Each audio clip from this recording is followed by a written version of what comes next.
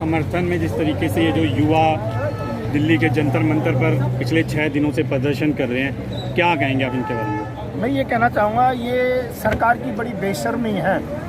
इन बच्चों का क्या कसूर है?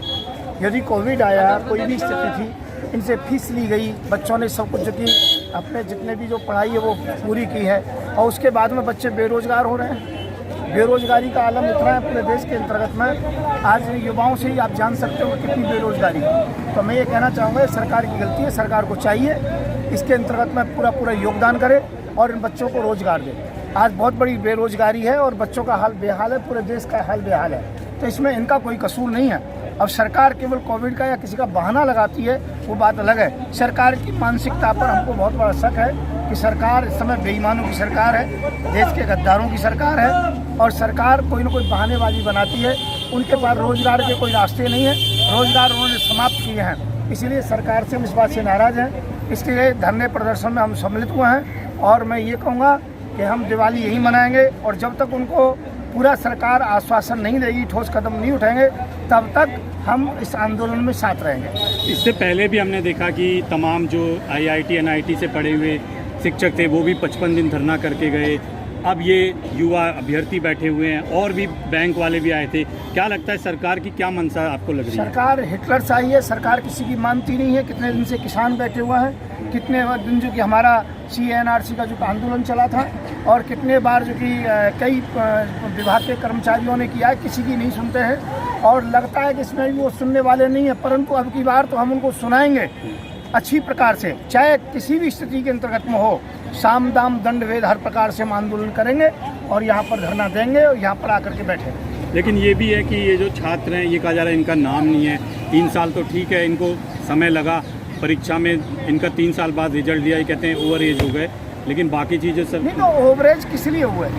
ओवरेज होने का कारण रहा ना सरकार की मानसिकता पर, जो कि इसका जो कि सक जाता है। सरकार ने वो टाइम टेबल जो कि बेकार कर दिया, कभी कोविड के बहाने से, कभी किसी बहाने से, तो अब ओवरेज तो होना ही है। तो इसके लिए सरकार से चाहेंगे इनको और 2-3 साल का टाइम दिया जाए, कि इतने टाइम के बाद इतना जो कि जैसे ओवरेज का जो सीमा होती है उस रेखा को थोड़ा आगे किया जाए, और इन बच्चों को सबको रोजगार मिलना चाहिए। आजकल बहुत ज़्यादा बेरोजगार हैं, और यहाँ का हाल नहीं बल्कि इन बच्चों से पूरे देश के अंतर्गत इस बात की शिक्षा जा रही है। जैसे मुझे मालूम पड़ा तो मैं सीधा आया हूँ, और सरकार इस बात को जरूर सुनेगी, हमें पूरा विश्वास है, और पूरा हम कड़े से कड़ा कदम उठाएंगे। देश के का जो एक मीडिया वर्ग है वो तमाम मुद्दों पे बोलता है। आर्यन खान के बारे में वो सुबह शाम दिखाता है, और भी चीज़ें दिखाता है, लेकिन ये जो शिक्षा है, स्वास्थ्य है, रोजगार है, इस पर कोई चर्चा नहीं होती है। मैं कह रहा हूँ, वो केवल मोदी जी जितना लिख करके देते हैं या जितना बताते उतना बोलती है, उससे ऊपर बोलते उनके चैनल ही बंद कर दिए जाते हैं। मीडिया क्या करे? मीडिया की भी परिस्थिति है। अब त्रिपुरा के मामले में कितना हाल बेहाल हो रहा है, वहाँ पर अभी तक कोई भी राहत नहीं है। वहाँ पर भी जो कि मीडिया को बोलने नहीं दिया जा रहा है। कल सोशल मीडिया ना होती तो आज मैं कहता हूँ मोदी जी के ज़माने में कोई किसी प्रकार से किसी को कोई समाचार ही नहीं मालूम पड़ता। केवल सोशल मीडिया का धन्यवाद देता हूँ, वो निष्पक्षता से काम करते हैं। जब हम लोग जेल जाते हैं उस समय हम लोगों से पूछा जाता है, हमारे फ़ोन खंगाले जाते हैं, और जो सोशल मीडिया हमारे इंटरव्यू लेती है उनसे भी पूछताछ होती है। तो मैं ये कहना चाहूँगा, सोशल मीडिया का धन्यवाद दूंगा। और मोदी मीडिया जितनी भी है, अंधभक्तों की मीडिया है, बड़े बड़े चैनल हैं, वो मोदी जी के द्वारा चल रहे हैं। वो उतना ही बोलते हैं, वो अच्छी खबरों को दिखाते नहीं है, देश की ज़रूरत की बातों को दिखाते ही नहीं। लेकिन बांग्लादेश में भी तो हिंदुओं पे हुआ ना अत्याचार, तो हुआ महाराज जी। देखो, बात हिंदू और मुसलमान की बात नहीं है। मैं ये कहना चाहता हूँ, ये हिंदू मुसलमान की दरार कब से आई? 2014 के बाद से शुरू हुई है। आज मुसलमान के एरिया में हिंदू को डर लगता है, हिंदू के एरिया में मुसलमान को डर लगता है। मैं ये कहता हूँ, निष्पक्षता होनी चाहिए। ये माहौल बना क्यों? किस लिए बना? किसने बनाया? आज कोई दूध की गाय लेकर के मुसलमान अपने घर जाना चाहे तो मुझे लगता है कि वो सुरक्षित नहीं है। तो मैं ये कहना चाहूँगा, ये माहौल गलत इन्होंने बनाया है।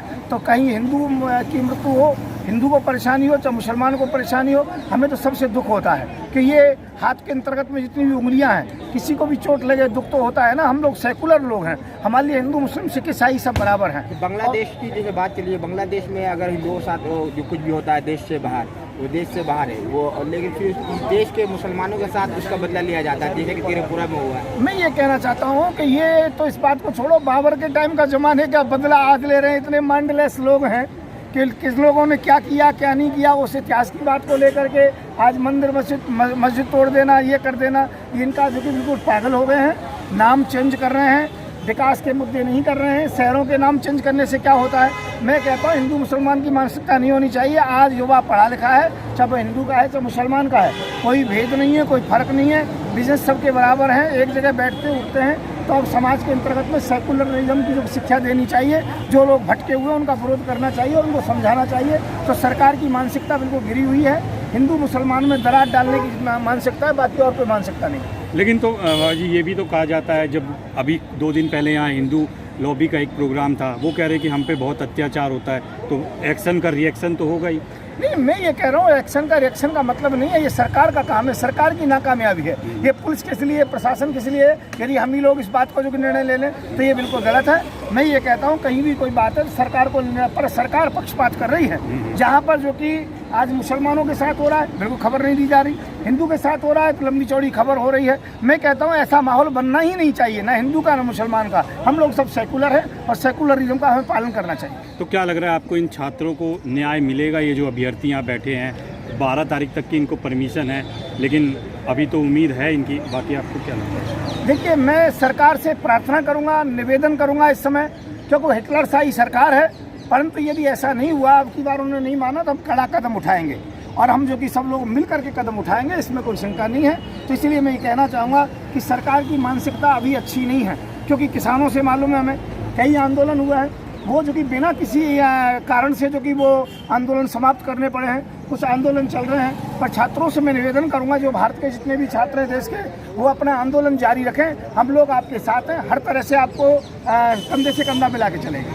धन्यवाद। नमस्कार।